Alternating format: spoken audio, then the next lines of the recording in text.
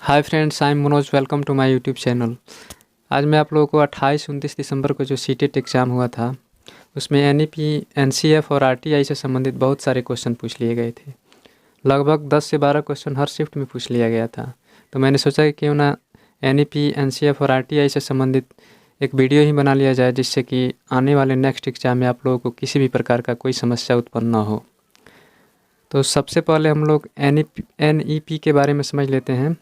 NEP 2020 के बारे में समझ लेते हैं। उसके बाद एनसीएफ के बारे में समझेंगे और आरटीआई के बारे में समझेंगे, और उसके बाद में क्वेश्चन करेंगे। क्वेश्चन करने के बाद हम लोग का कॉन्सेप्ट क्लियर हो जाएगा। तो चलिए सबसे पहले एनईपी के बारे में समझते हैं। देखिए, एनईपी का फुल फॉर्म होता है नेशनल एजुकेशन पॉलिसी। एन से नेशनल, ई से एजुकेशन, पी से पॉलिसी। इसको भी आप लोग याद रखेंगे, क्योंकि कभी कभी इसका फुल फॉर्म भी पूछा जा सकता है, इसलिए इसका फुल फॉर्म याद रखना ज़रूरी है। चलिए इसके बारे में समझते हैं हम लोग।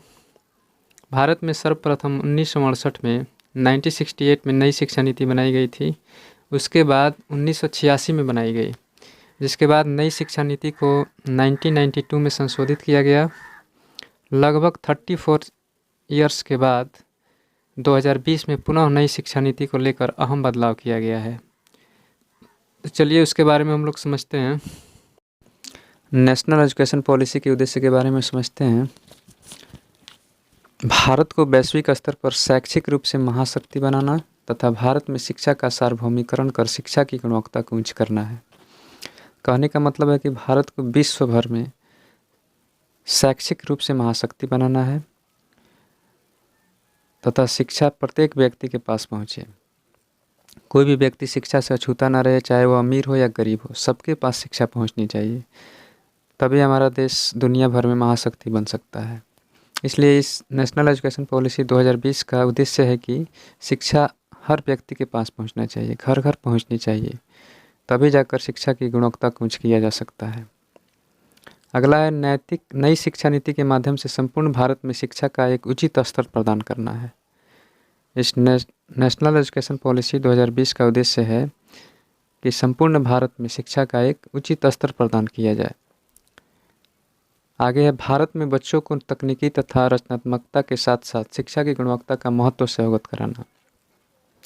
कहने का मतलब कि टेक्निकल और क्रिएटिविटी के साथ साथ बच्चों को शिक्षा की गुणवत्ता से भी अवगत कराना है। शिक्षा की क्या क्वालिटी है, क्या इम्पोर्टेंसी है, इन सबको बारीकी से बच्चों को समझाना है, बताना है, जिससे वे शिक्षा की गुणवत्ता के महत्व को समझ सकें। आगे हम लोग एनसीएफ 2005 के बारे में समझेंगे। एनसीएफ 2005 क्या है? सबसे पहले इसका फुल फॉर्म समझ लीजिए।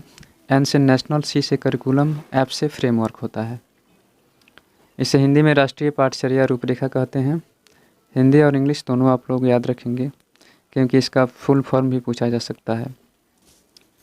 विद्यालय शिक्षा का नवीनतम राष्ट्रीय दस्तावेज है। शिक्षा के क्षेत्र की समस्याओं को दूर करने के लिए राष्ट्रीय पाठचर्या रूपरेखा का निर्माण किया गया है। शिक्षा के क्षेत्र में जितनी भी समस्याएं हैं उनको दूर करने के लिए ही इस नेशनल करिकुलम फ्रेमवर्क का निर्माण किया गया है।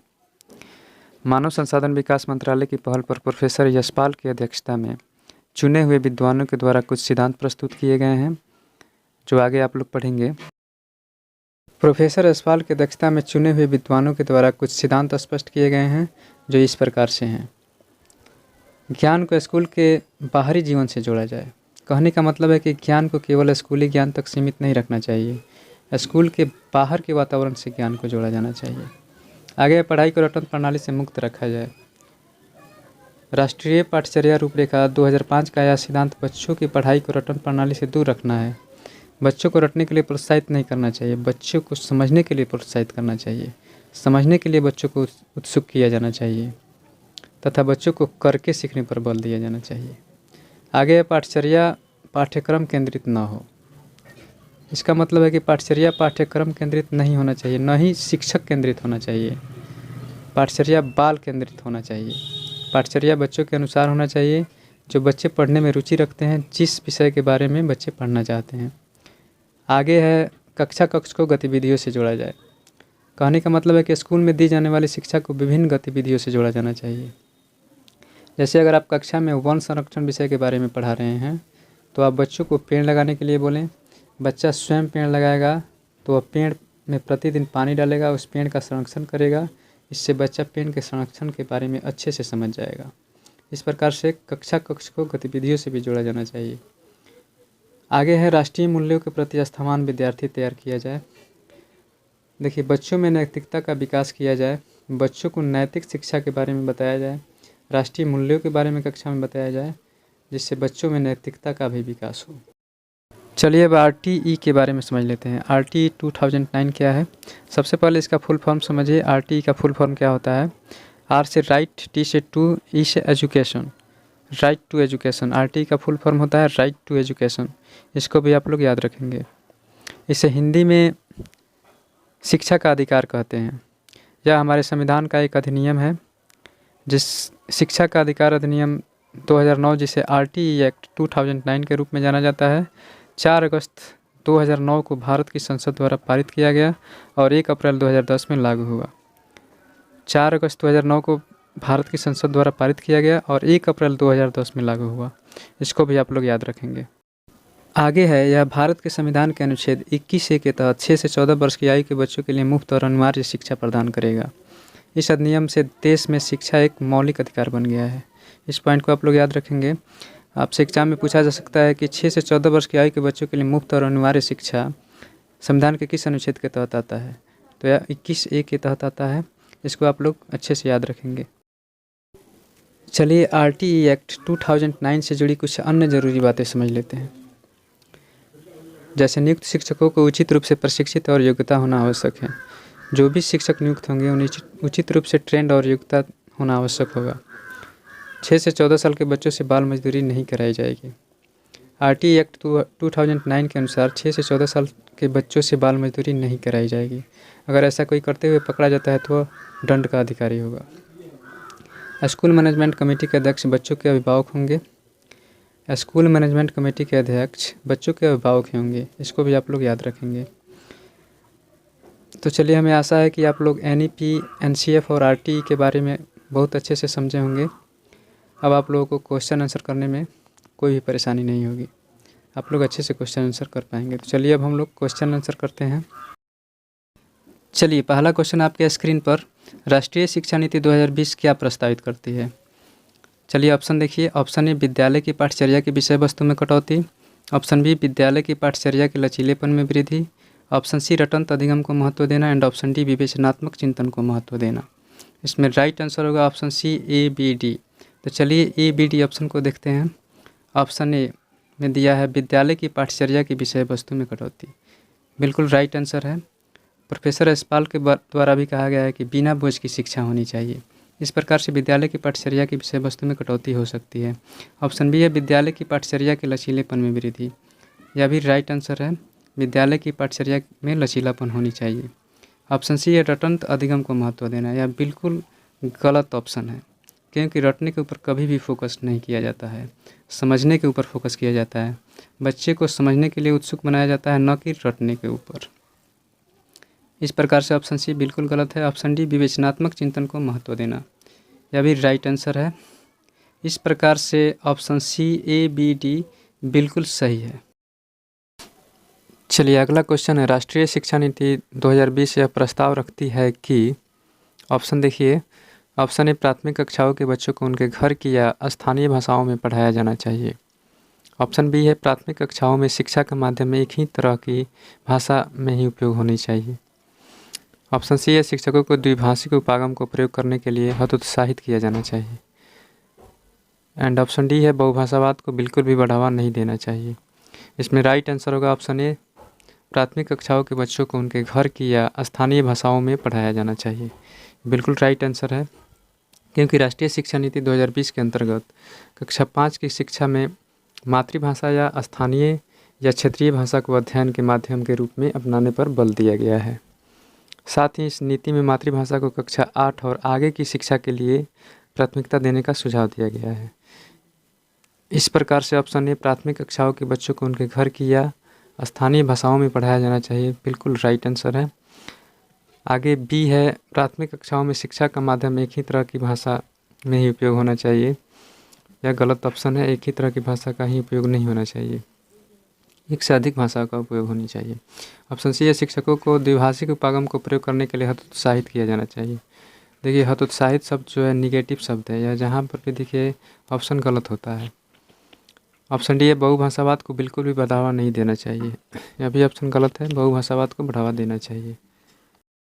अगला क्वेश्चन है, राष्ट्रीय शिक्षा नीति 2020 के अनुसार अधिगम ... होनी चाहिए। ऑप्शन में देखिए विषय वस्तु अभिमुखी, ऑप्शन बी पाठ्य पुस्तक केंद्रित। देखिए नेशनल एजुकेशन पॉलिसी 2020 के अनुसार अधिगम पाठ्य पुस्तक केंद्रित नहीं होनी चाहिए, न ही शिक्षक केंद्रित होनी चाहिए, अधिगम हमेशा बाल केंद्रित होनी चाहिए। ऑप्शन सी है प्रयोगात्मक, प्रयोगात्मक भी राइट है। एंड ऑप्शन डी है व्यवहारात्मक, और व्यवहारात्मक भी होनी चाहिए। प्रयोगात्मक और व्यवहारात्मक दोनों होनी चाहिए, लेकिन इसमें हम लोग को सबसे बेस्ट ऑप्शन चुनना है। अगर प्रयोगात्मक और व्यवहारात्मक दोनों दिया हो तो इसमें आप लोग प्रयोगात्मक सबसे बेस्ट आंसर चुनिएगा। इस प्रकार से ऑप्शन सी प्रयोगात्मक राइट आंसर होगा। अगला क्वेश्चन है, राष्ट्रीय पाठचर्या रूपरेखा 2005 के अनुसार प्रौद्योगिकी गणितीय अन्वेषण में सहायता कर सकती है और छात्रों को संलग्न व्यस्त करने में सहायक हो सकती है। अतः चलिए ऑप्शन में देखिए, ऑप्शन ए कैलकुलेटर के उपयोग की अनुमति विद्यालय की सभी परीक्षाओं में देनी चाहिए। ऑप्शन बी पेपर पेंसिल की कलन विधि को समाप्त कर देना चाहिए। ऑप्शन सी है तकनीकी का उपयोग गणित में अमूर्त अवधारणाओं के शिक्षण अधिगम को सुसाध्य बनाने के लिए किया जा सकता है। एंड ऑप्शन डी है कक्षा में श्यामपट्टों को स्मार्ट बोर्ड से बदल देना चाहिए। इसमें राइट आंसर होगा ऑप्शन सी, तकनीकी का उपयोग गणित में अमूर्त अवधारणाओं के शिक्षण अधिगम को सुसाध्य बनाने के लिए किया जा सकता है। देखिए राष्ट्रीय पाठचर्या रूपरेखा 2005 के अनुसार प्रौद्योगिकी गणितीय अन्वेषण में तकनीकी का उपयोग गणित में अमूर्त अवधारणाओं को शिक्षण अधिगम को सुसाध्य बनाने के लिए किया जा सकता है। यदि संकल्पनाओं को मूर्त से अमूर्त में प्रस्तुत किया जाएगा तो बच्चे को समझने में आसानी होगी। इस प्रकार से ऑप्शन सी राइट आंसर है। अगला क्वेश्चन है, राष्ट्रीय पाठचर्या की रूपरेखा 2005 के अनुसार गणित अधिगम के लिए निम्न में से उच्चतर उद्देश्य कौन सा है। ऑप्शन देखिए, ऑप्शन ए गणित की समस्याएं हल करने में बच्चे को प्रवीण बनाना। ऑप्शन बी है उन्हें रोजगार वाले वयस्क बनाना जो कि देश के सामाजिक और आर्थिक विकास में अपना योगदान दे सके। ऑप्शन सी है बच्चे के मस्तिष्क का गणितीयकरण करने के लिए उसके आंतरिक संसाधनों का विकास करना। एंड ऑप्शन डी है बच्चे में प्रतिमानों और संख्याओं के ज्ञान को विकसित करना। इसमें हमें सबसे बेस्ट और राइट आंसर चुनना है जो कि ऑप्शन सी है। राष्ट्रीय पाठचर्या की रूपरेखा 2005 के अनुसार बच्चे के मस्तिष्क का गणितीयकरण करने के लिए उसके आंतरिक संसाधनों का विकास करना होता है। इसको आप लोग याद रखेंगे। उसके साथ ही राष्ट्रीय पाठचर्या की रूपरेखा 2005 के अनुसार स्कूल में गणित की शिक्षा का मुख्य लक्ष्य बच्चे की विचार प्रक्रिया का गणितीयकरण है। बच्चों को गणित की भाषा का उपयोग करके किसी भी स्थिति के बारे में सोचना और सिखाना चाहिए।